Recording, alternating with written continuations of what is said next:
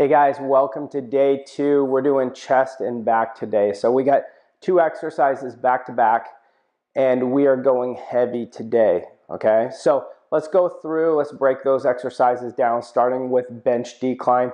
And I gave you 2 examples here, and the reason I did this is because a lot of times gyms don't have free weight decline benches. So you have the opportunity to do it. In the picture I show with a barbell. And then I'll also show with a machine. If they don't have a decline machine, what you can do is actually increase the level of the seat so that you're sitting up higher and it creates more of a downward push. Okay, so I just wanted to show you those 2. Bent over rows we did last week with dumbbells, so I'm not going to go into that one.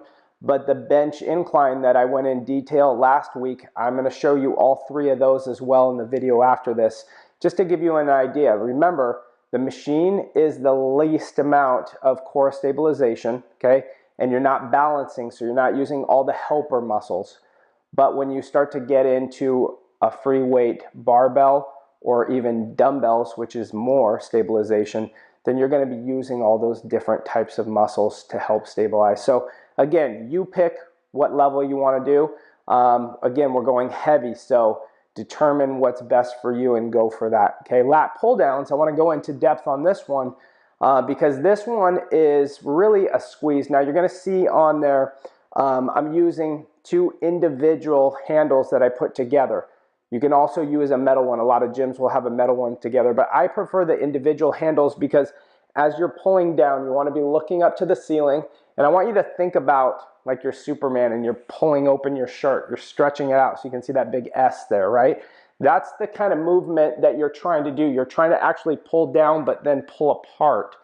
Now with your elbows, what I want you driving with your elbows so that you're squeezing the lower lats and you're really contracting that as opposed to pulling with your hands and letting your elbows flare out.